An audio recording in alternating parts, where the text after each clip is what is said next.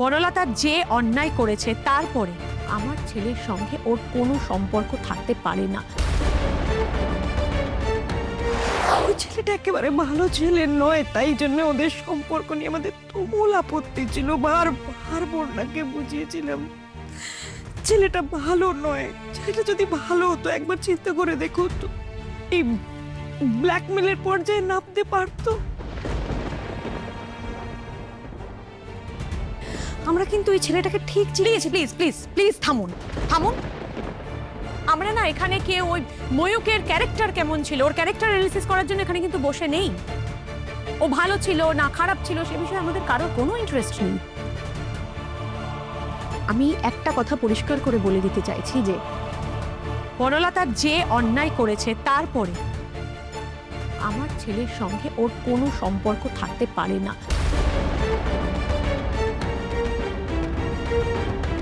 আপনারা please please আপনাদের মেয়েকে নিয়ে চলে যান। তারপর যা যা আইনি কাজ করা সেগুলো চলতে থাকবে। আমরা আমাদের উকিলের সঙ্গে কথা বলছি, আপনারাও বলুন আপনাদের উকিলের সঙ্গে কথা বলুন।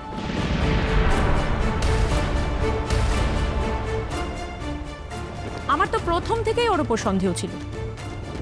জবে থেকে জেনেছি যে বিয়ের পর ও ইচ্ছে করে গ্রামে গিয়ে লুকিয়েছিল, ইনফ্যাক্ট আপনাদের সাথে পর্যন্ত কোনো যোগাযোগ রাখেনি, তবে থেকে আমার ওর উপর সন্দেহ।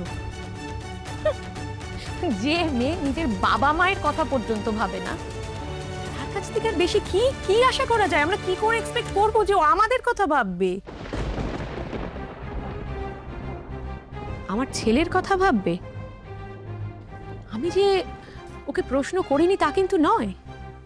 আমি বিয়ের পর অনেকবার ওর কাছে জানতে চেয়েছি, ও হুটহাট বেরিয়ে যেত।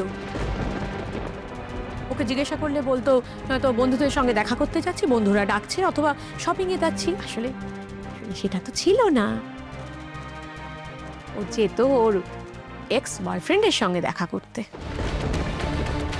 মনে পড়েছে একদিন বারবার আমার সামনে নাথ বউয়ের কাছে ফোন আসছিল, ও সেটাকে বন্ধুর ফোন বলে এড়িয়ে যাচ্ছিল। কিন্তু আমার তো চুল এমনি এমনি পাক ধরেনি, মনে হচ্ছিল ওর মধ্যে কোনো একটা বিষয় নিয়ে ঝড় চলছিল। তখন ব্যাপারটাকে তো গুরুত্ব দিইনি। এখন মনে হচ্ছে তখন থেকে হয়তো নাথ বউ নিজেকে বিপদে ঠেলে দিয়েছিল। একবার যদি বলতো আমাদের কাছে সব কথা। কি করে বলবে মা? বললে তো অতীতের অনেক কীর্তিকলাপের কথাও ওকে বলতে হতো। শুনেছেন, আপনাদের মেয়ে এতটাই দুরন্ধর যে ও সবাইকে ভুজুং বাজুং দিয়ে ভুলিয়ে এসেছে। এমনকি নিজের এত বড় দোষ ও কিন্তু অন্যের ঘাড়ে চাপাতেও একবারও দ্বিধাবোধ করেনি।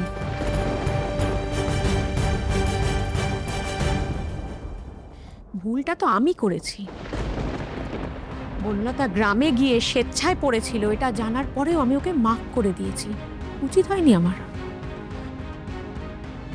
আমি যদি সেদিন ওকে মাফ না করে আমার ছেলেটার কথা শুনতাম তাহলে আজ এই দিনটা আসতো না।